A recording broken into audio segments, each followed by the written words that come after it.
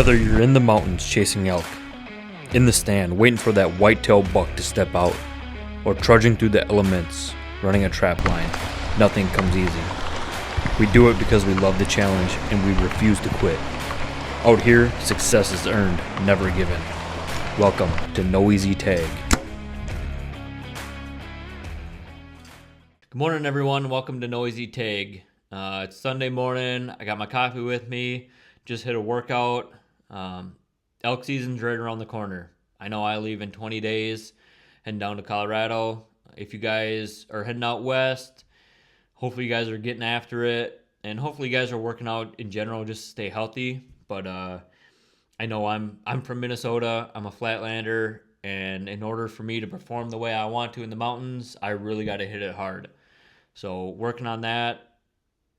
Every year, it's never, the fitness is never enough. I'm out there huffing and puffing, thinking, talking to myself, oh, why didn't I do this? Why didn't I do that? Why didn't I, spend more time running or, whatever it may be. So, do the best you can with the time you have. Life can get hectic, but it's just going to help you in the long run. So today's going to be a little different. It's a solo podcast where I'm going to introduce myself, talk about how I got into hunting, and my progression through the years. I also want to talk about what No Easy Tag is, the vision I have for it, and where I want to bring this community. So I wanted to post this episode a lot sooner than I am. Obviously, that didn't happen. This is my fifth time recording it. In the previous times, I didn't really like the structure of it. It kind of seemed scripted. I'm still new to this whole YouTube and podcast thing, so I typed out notes on my computer to help me follow along. But it didn't flow the way I wanted it to. So I'm gonna try it again. I'm gonna go off the kind of the top of my head and what I remember, and keep it a little bit more raw. So about No Easy Tag. No Easy Tag is a YouTube channel and podcast that I started to help bring the community together and to spread information. I want to bring guys on the podcast, and I say guys, I mean people. I want to bring people on the podcast that can share their experiences, talk about the mistakes that they've made, the lessons they've learned, and how they found success. I want to bring people on the podcast anywhere from a brand new hunter that just got into it all the way to an experienced, been hunting for 30 years, punching tags every year hunter. I think there is something to gain out of everything, and I want to give people a platform to, tell their story, their experiences, and help spread information. And then, I want you guys in the comments, if I bring on a new hunter and he has questions, he made these mistakes, he doesn't know what he could do different, help him out, comment, share some information with him. I think at the end of the day, we need to help each other out and start rooting for each other. I think in the hunting community, there's a lot of jealousy, ego, especially on social media. And if we're going to have a chance to fight against these anti-hunter groups that are united, I think we need to unite ourselves. We need to start rooting for each other and helping each other out. So that's kind of what No Easy Tag is. It's just a platform for me to share my hunts, for me to talk about my hunts, and mainly to bring people on the podcast to share their experiences and spread the knowledge. Also, with that being said, I want to find, and I'll call them like the secret legends of hunting. So if you know anybody that would be a good fit for this podcast, please reach out to them. There's no pressure, but if they want to be on this podcast, you can either share my contact information with them. My email is on my YouTube channel. It's noeasytag@gmail.com. I can put that in their description. Or if they're good with it, you can share their contact with me and I'll reach out to them. I'm not doing podcasts over like Zoom or the phone or anything like that. I will pack up all my stuff if I have to and go out to them and record an in-person podcast. I'm not interested. I'm really I'm not into social media. The only reason why I have social media now is because of No Easy Tag. So I think in-person podcasts are the best. And it's about that connection, right? So it allows us to make that connection. We're both comfortable and we can talk about, that gives them a better platform to talk about their experiences. As you'll find out through No Easy Tag, I am a bow hunter. This is not strictly a bow hunting podcast or YouTube channel. This is a hunting podcast in general. I want to bring people on. I keep saying guys, but I mean people, men and women, that are bow hunters, rifle hunters, trappers, waterfowl hunters, upland hunters. I believe at the end of the day, we all have the same goal, and that is to preserve this resource that we love, and in order to pass it on to the next generation. Hunting's been around since the beginning of time, and I believe it's important to keep that heritage alive. So that's what No Easy Tag is. Like I said, please reach out. Anybody you know that is kind of low key, but is just a straight, killer, punches tags, has bucks or whatever all up in their house, and nobody knows about them. I want to get them on the podcast and spread the knowledge that they have. So kind of about me, I guess I didn't really say my name. My name is Brandon Kumo. I started hunting when I was 13 years old. My first season, I wasn't actually carrying a rifle. So my dad at the time was not interested in hunting. He hunted earlier in his life. He was a bow hunter. I think he hunted a little bit of rifle, but I haven't talked to him too much about it. But he didn't want to keep me from hunting just because he wasn't interested in it. He had family that hunted. If you guys are familiar with Minnesota, my parents own a cabin up by Mille Lacs.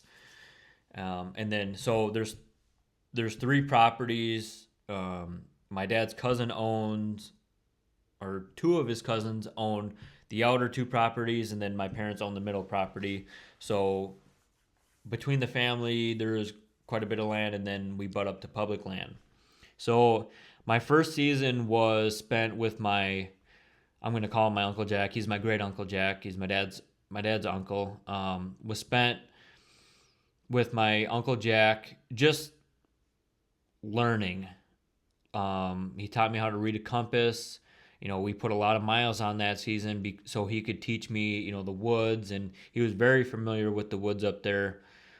He taught me landmarks, so if you got lost, it's quite a hike out, but he'd say, you can follow that landmark, walk towards that landmark, and it'll pop you out on a highway, a dirt road, or public or private land where somebody, would be, and then you can find your way back from there. He taught me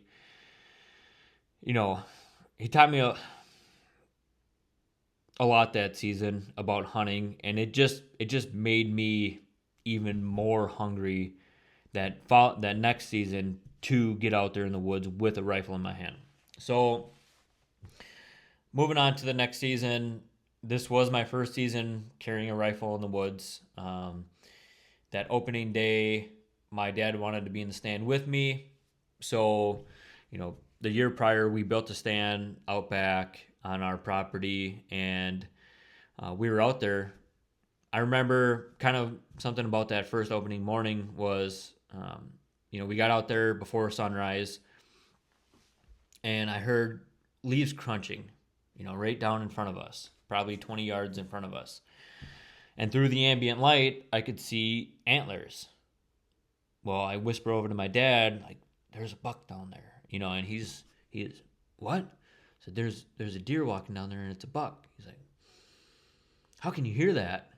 So The For our deer camp up there, it can be anywhere from 8 to 14 people that show up. So we like to get everybody the day before together to talk about where they're going to sit, kind of their plan for the day, and that way we know we know where everybody is, mainly for safety, right? So I knew the way that buck was walking, there was somebody out there sitting, and sure enough, a little bit after sunrise, you hear a shot, and it was a buck. It was a 6 point.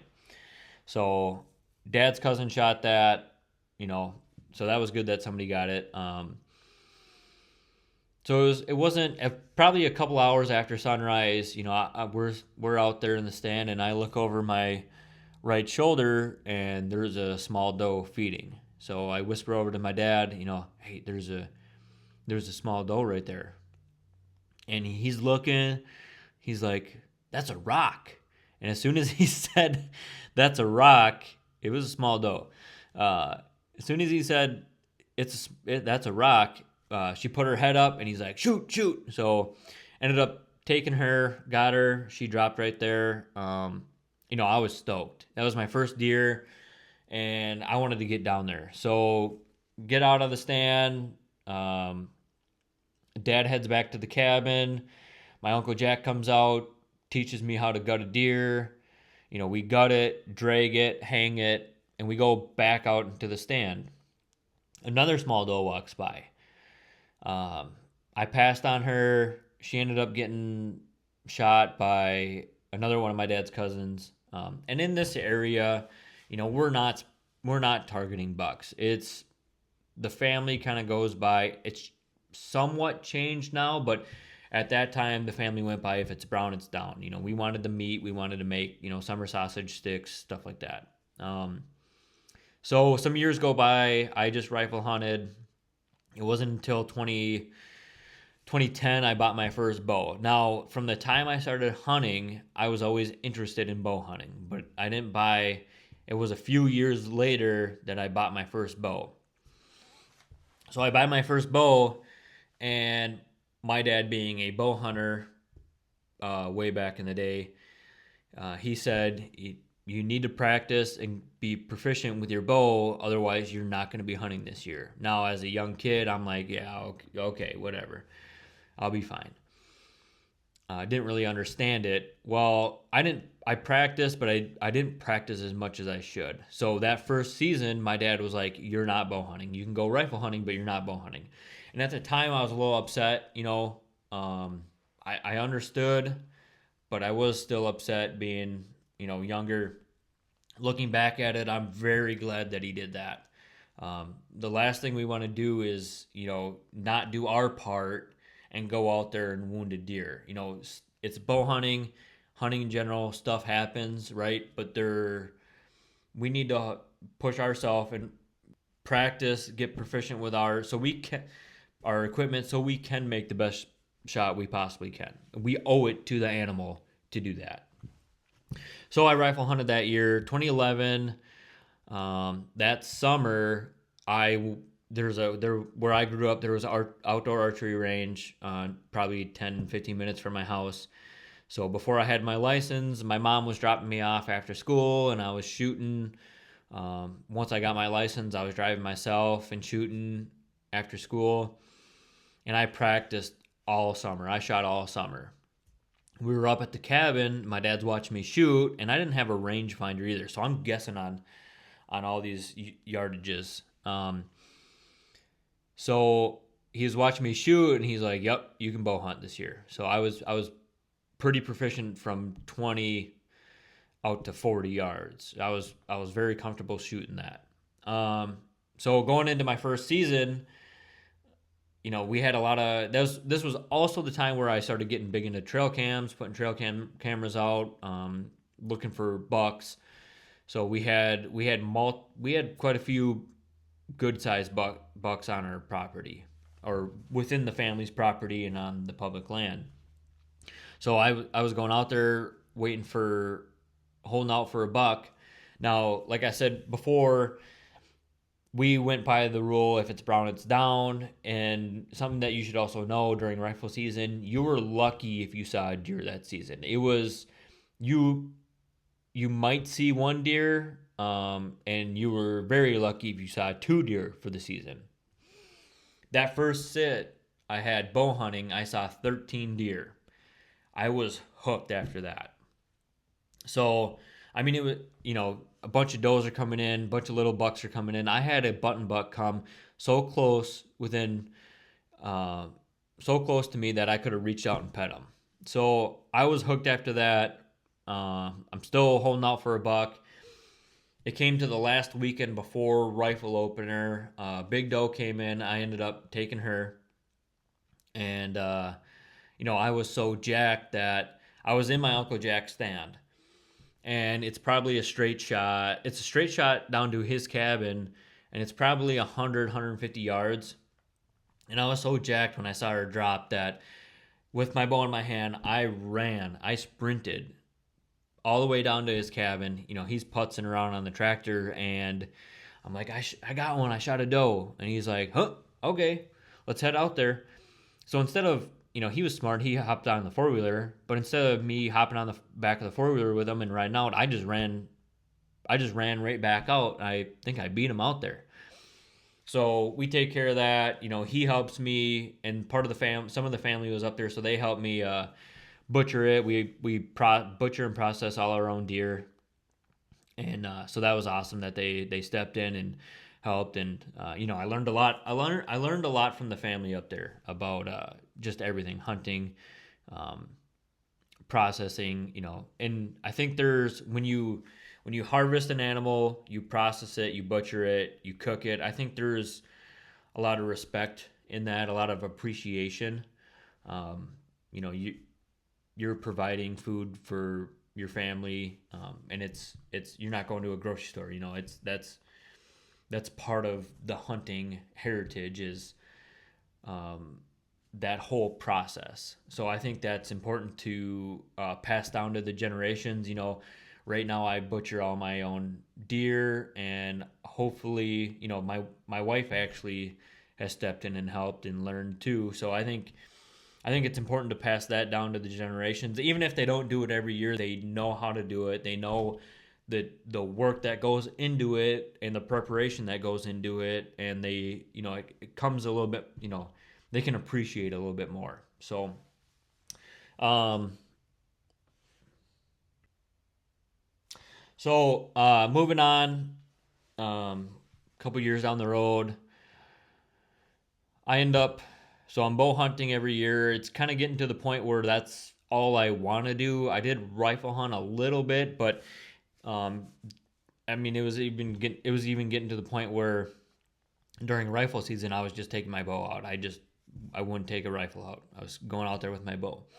And part of the family didn't understand it. You get the whole, why don't you just carry a rifle? Well, my dad was really the only one that understood. Um, it's just what I wanted to do. So in 2013, I ended up leaving, going to the military. I think I came back on leave a couple times to hunt, but not much. And then when I got back home after I got out of the Marine Corps, I was interested in hunting. I wasn't as hard charged into it as I was before I left. So the first year I rifle hunted, first couple years I think I rifle hunted, and then it wasn't until, so I got out in 2017. It wasn't until 2019 is when I got the bow out again. So 2019 I get the bow out, going out there with starting to bow hunt again, starting to shoot, and get back into it. And then in 2020, in 2021 is when I really started to hammer down on it again. So in 2021, I was interested in moving out to New Mexico.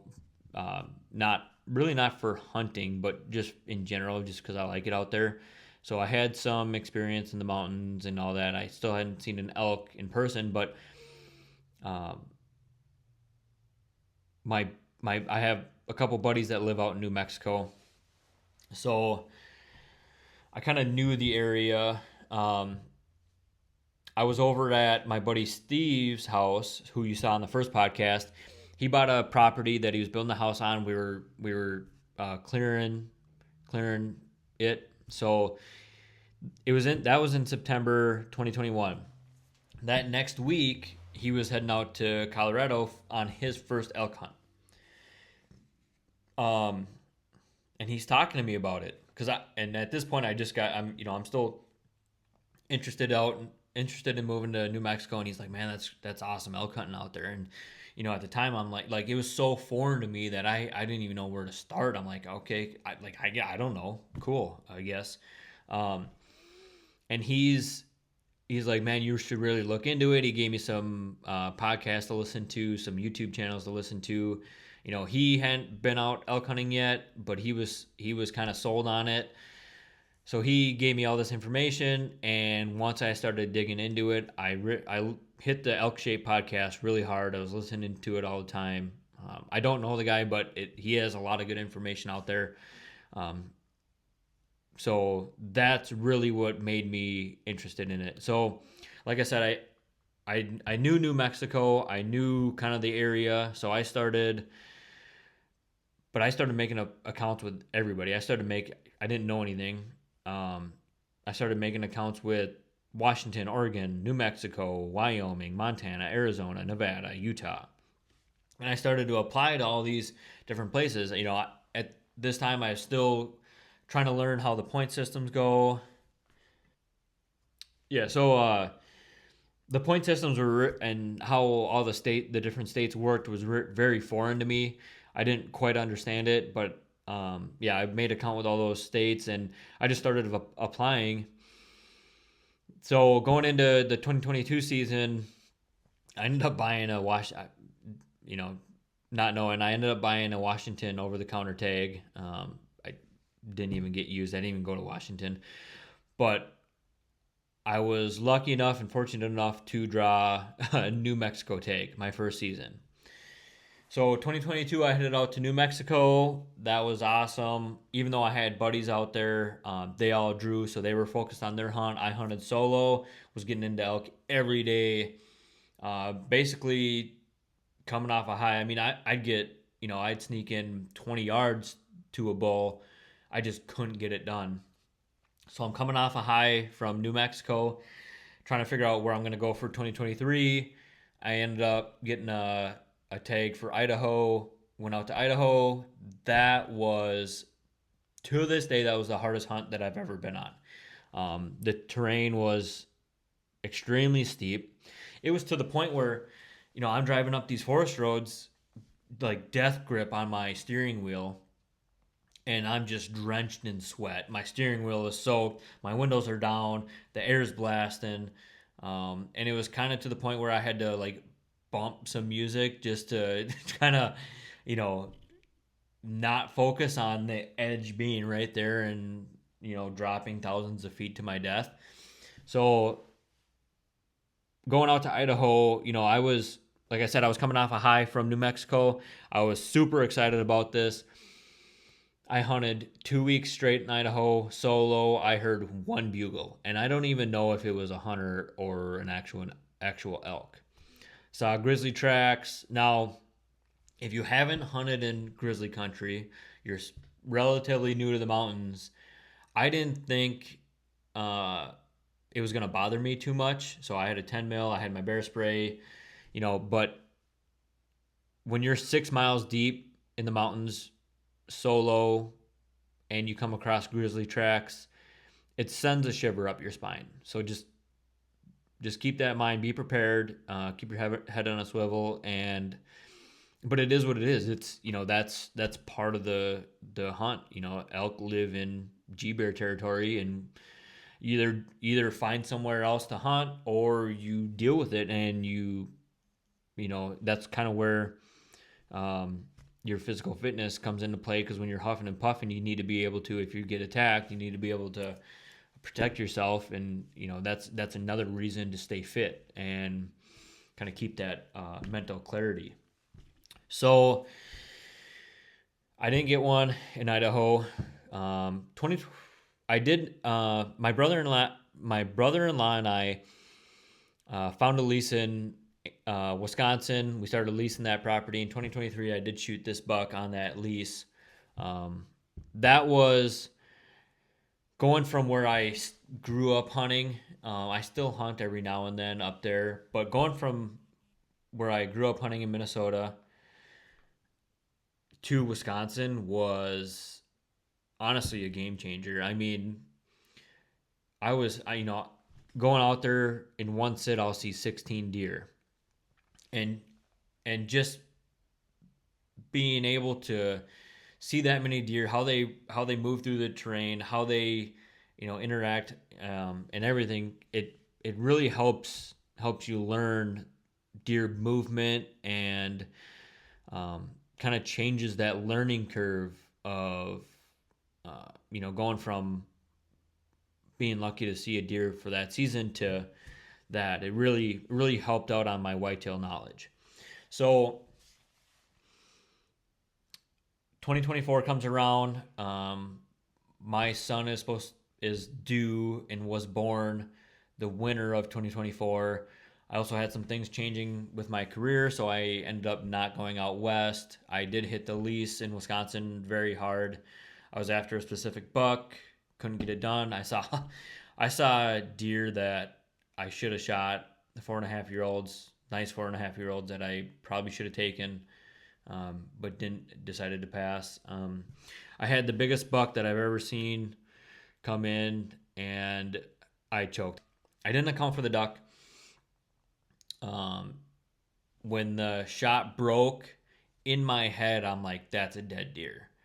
And he dropped down, and I shot right over his back, smoked a tree. So that was pretty frustrating. I don't know if you guys have ever had something happen to that, but I'm like you've heard before, the highs are highs and the lows are lows, and that was a low for me. I was very disappointed in myself. So I think the reason why I didn't shoot those other 4.5-year-olds was because I still had that buck that I shot over on camera, and I was after him. It kind of turned it into like I was tunnel visioned on him. I wanted that buck. It was kind of like a chess match now. So going on to 2025, I'm going back out west, and I applied for multiple states. I didn't draw. I applied for Colorado primary draw. This is when Colorado got rid of the first year of getting rid of the OTC tags for non-residents.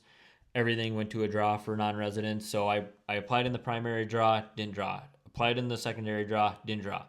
After the secondary draw, all the leftover tags go to first come, first serve on a certain date. I was looking through those tags, and the tag that I applied for in the primary and secondary draw was on the list. And I was fortunate enough to somehow I logged on first or whatever early, and I ended up getting that tag. So I ended up getting the tag that I wanted all along. Head out to Colorado, got into some nice bulls, couldn't get it done again. And so now for 2026, I think I said it in the beginning of the podcast, in 20 days I'll leave for Colorado hunting the same unit. And then it's I drew a Wisconsin bear tag, so once I get back from Colorado, I'll be hitting Wisconsin bear hard and whitetail. So my wife is pregnant. She's due first week in November. Couldn't plan it out any worse. Super excited though. So hopefully I can get it done with it between September and October, and then I can just focus on family. No matter what, I'm going to focus on family because that comes first. But, as hunters, it's just going to be in the back of my head. So hopefully I can get it done early. I am going to film my hunts from here on out. Hopefully I can bring you guys good content. That's kind of about me, how I got into hunting and how it's progressed through the years. I love whitetail hunting. That's what I grew up doing. But I think my true passion is Western hunting. I'm not a very patient guy. I can't sit still very long.